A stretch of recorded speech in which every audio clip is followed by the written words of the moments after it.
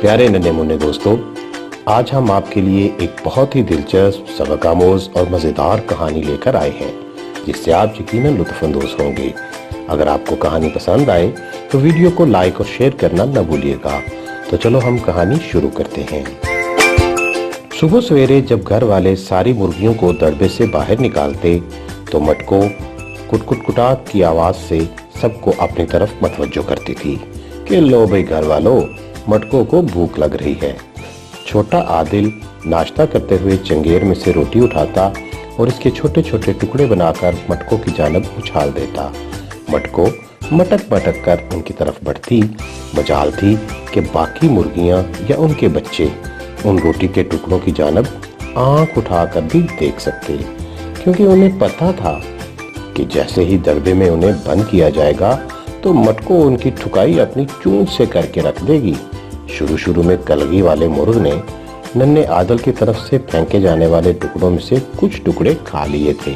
उस वक्त मटको ने कलगी वाले मुर्गे को सिर्फ गुस्से से देखा और कुटकुटाट की आवाज निकालकर उसे बताया कि मियाँ मुर्गे, तुम जरा दड़बे में पहुंचो, फिर मैं तुमसे हिसाब चुकता करती हूँ।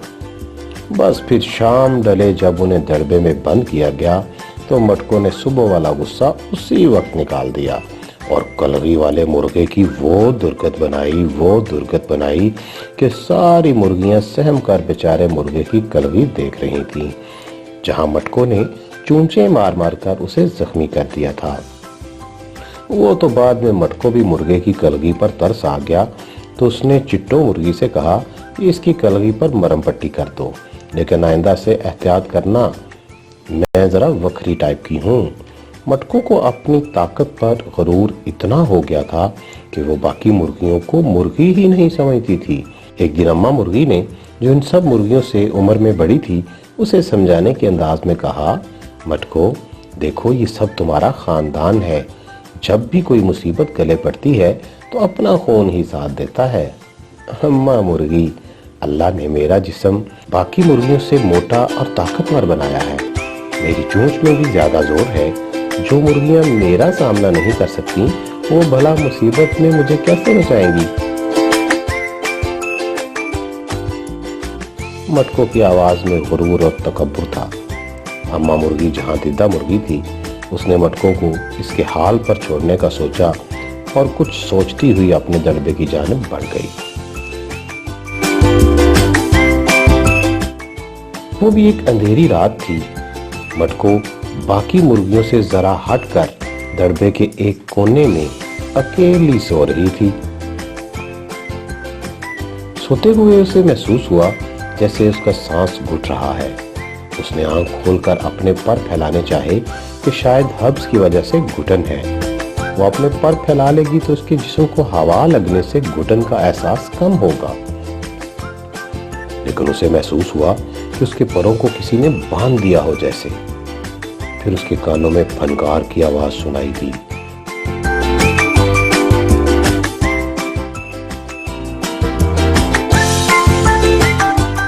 अरे सांप सांप! उसकी घुटी घुटी सी चीखें निकलने लगी। वो वाकई एक सांप था जिसने मटको को जकड़ रखा था। सांप ने मटको की बेखाबी का फायदा उठाते हुए अपने आप को मटको के गिर्द लपेट लिया था कि पहले उसका दम घुटकर उसे मार डाले, फिर मजे से उसे खाएगा।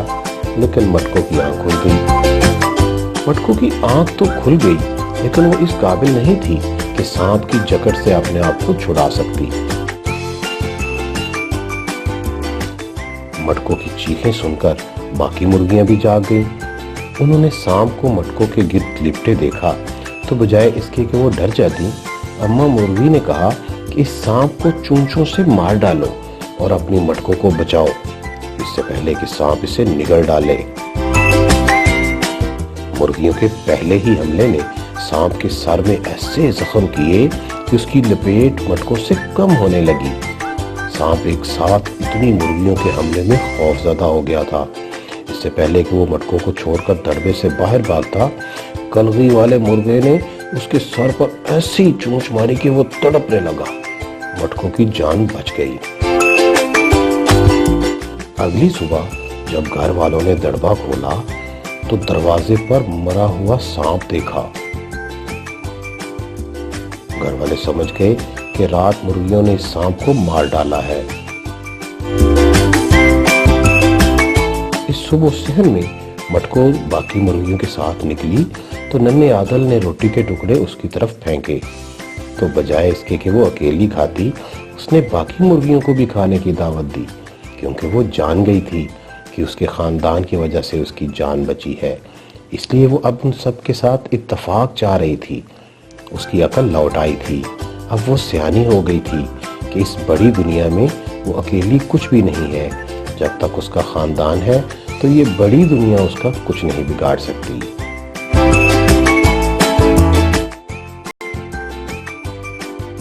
پیارے بچوں، آج کی اس کہانی سے آپ نے کیا سبق سیکھا؟ کمنٹ سیکشن میں ضرور لکھیں، اور مزید ایسی مزیدار اور سبق آموز کہانیوں کے لیے اپنے چینل کہانی گھر کو ضرور سبسکرائب کیجیے۔ اگلی کہانی تک کے لیے اجازت دیجیے۔ اللہ حافظ۔